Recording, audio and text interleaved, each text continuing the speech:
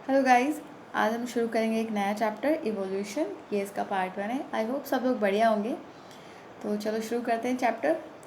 उससे पहले एक इन्फॉर्मेशन कि ACF की जो है एग्ज़ाम डेट आ गई है सितंबर में। 20 सितंबर से 27 सितंबर तक एग्ज़ाम होंगे।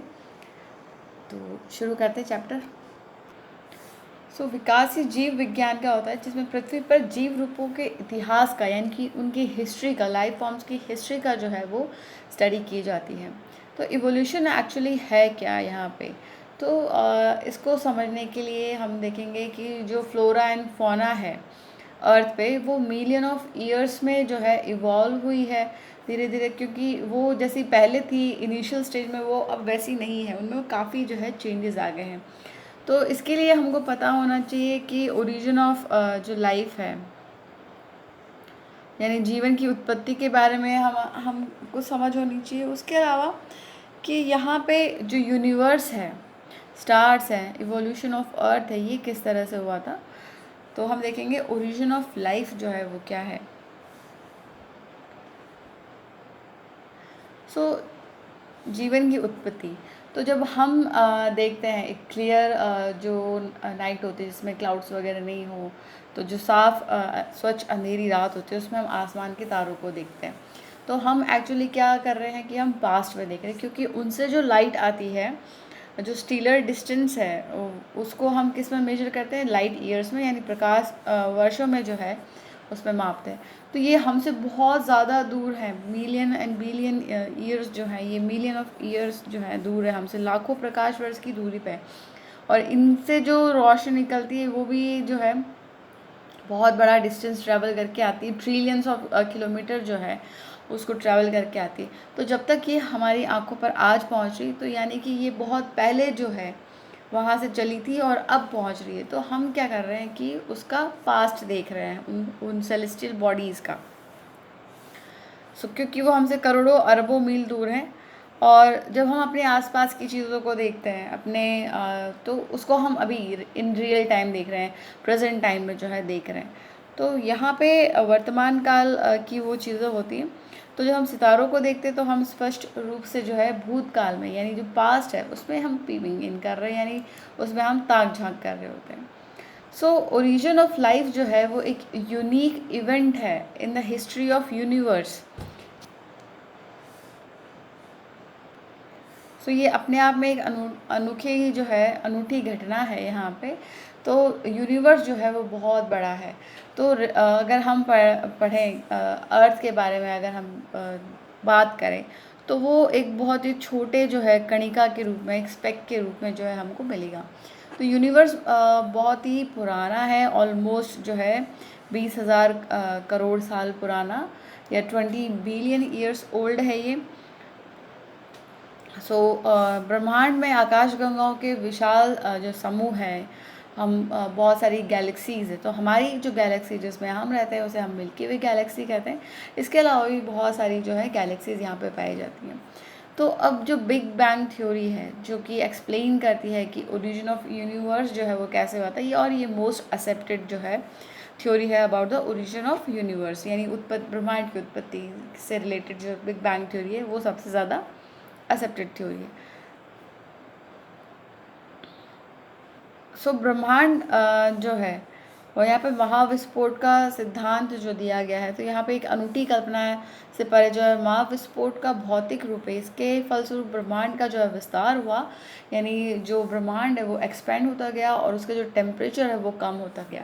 तो सोलर सिस्टम जो है हमारा वो मिल्की वे गैलेक्सी में है, जिसमें अर्थ जो है वो है। और अर्थ जो है वो 4.5 बिलियन ईयर्स पहले बनी थी, यानी 450 जो करोड़ वर्ष है पूर्व बनी थी यहाँ पे। और तो प्रारंभिक अवस्था में क्या था कि पृथ्वी में वायुमंडल नहीं था, यहाँ पे गैसेस थी, जैसे कि वाटर वेपर है, जल वाष्प है, मीथेन, कार्बन डाइऑक्साइड और अमोनिया आदि जो है, इनसे धरातल जो है वो ढका हुआ था और अर्थ जो है वो बहुत ज़्यादा गर्म थी।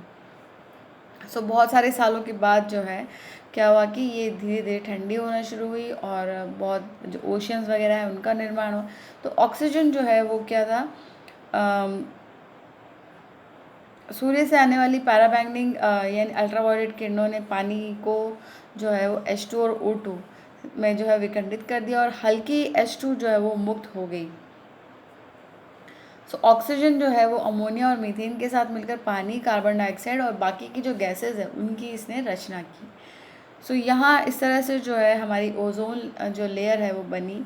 और जैसे जैसे जो है पृथ्वी ठंडी होती गई, जो बारिश हुई उसकी वजह से वाटर वेपर बढ़ा, तो यहाँ पे जो डिप्रेशंस थे, जो गड्ढे वगैरह थे, वहाँ पे क्या हुआ, गहरे स्थानों पर पानी भर गया, जिनसे महासागरों की जो है रचना हुई। तो पृथ्वी की उत्पत्ति के लगभग 50 करोड़ वर्ष के बाद, यानी कि जो है यहाँ पे लाइफ जो है वो 500 मिलियन ईयर्स पहले ही जो है अर्थ पे आई है यहाँ पे।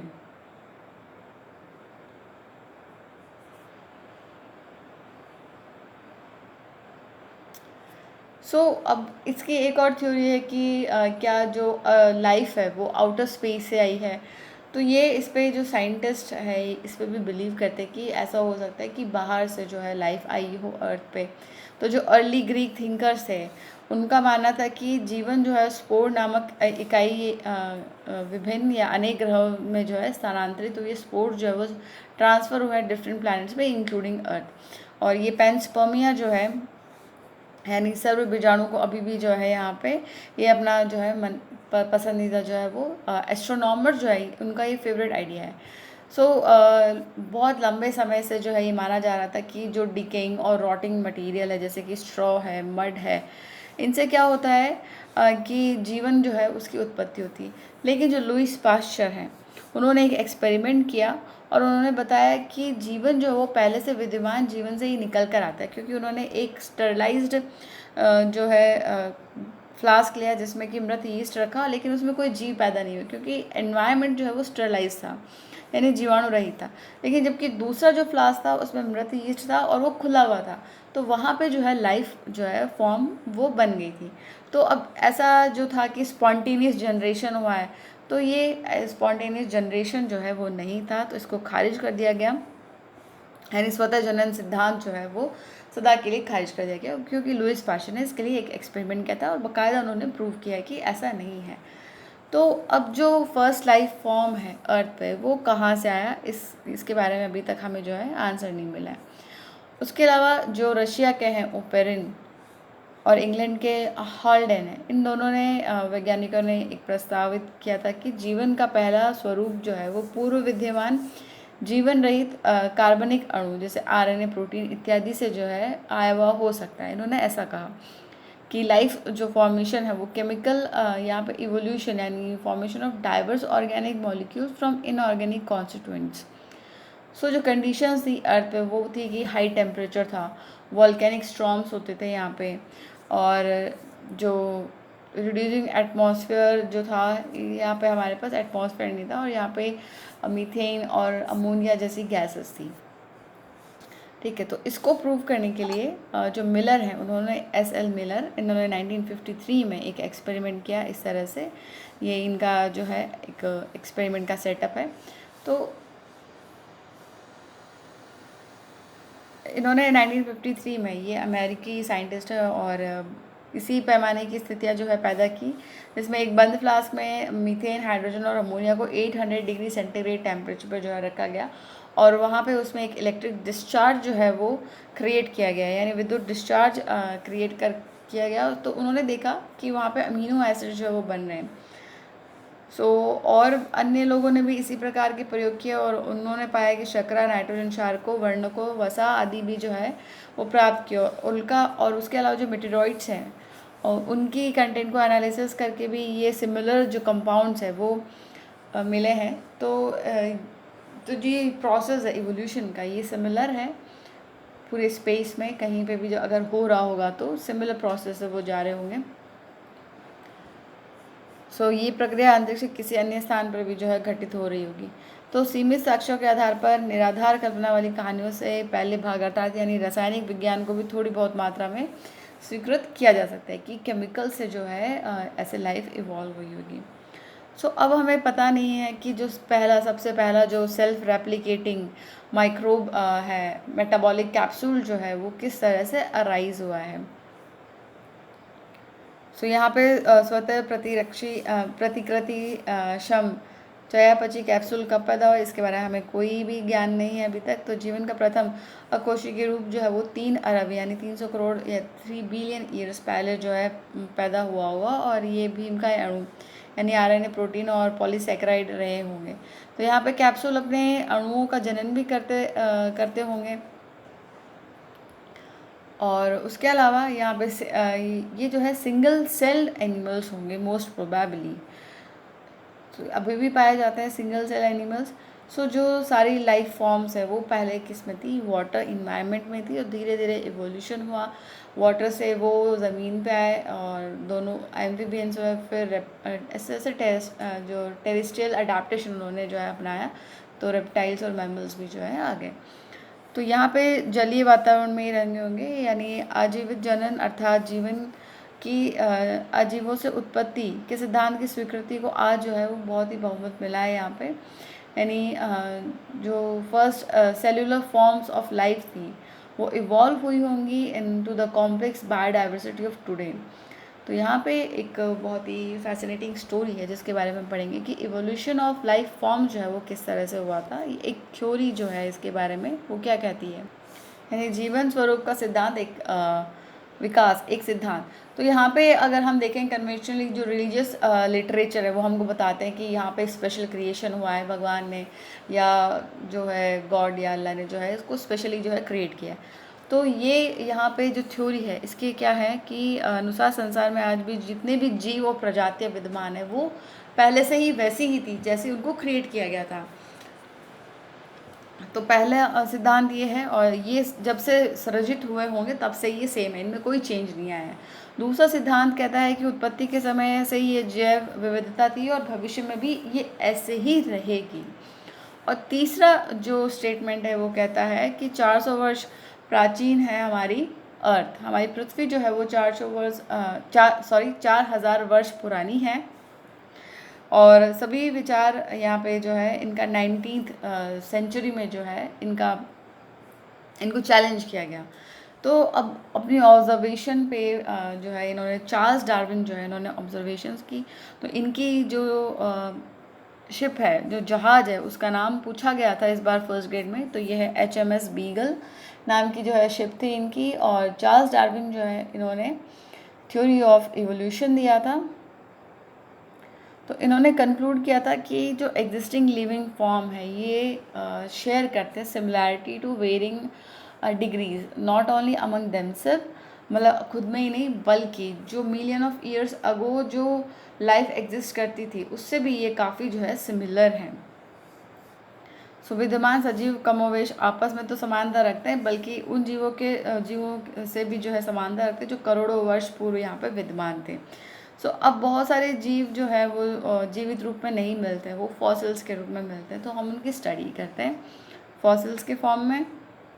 सो अब वो जो जीव है वो क्या हो गए, एक्सटिंक्ट हो गए हैं और नष्ट हो गए। तो धरती के इतिहास में विभिन्न अवधियों पर जो है डिफरेंट जो एराज थे उनमें डिफरेंट एनिमल्स जो है वो रहे थे। तो यहाँ पे जीव रूपों का विकास जो है वो धीमा विकास रहा है और प्रत्येक जीव संख्या में विभिन्नता जो है वो निहित होती रही। तो इन विशेषताओं से इन्हें जीवित रह सकने में यानी जलवायु, भोजन और भौतिक कारण आदि में जो है सहायता दी।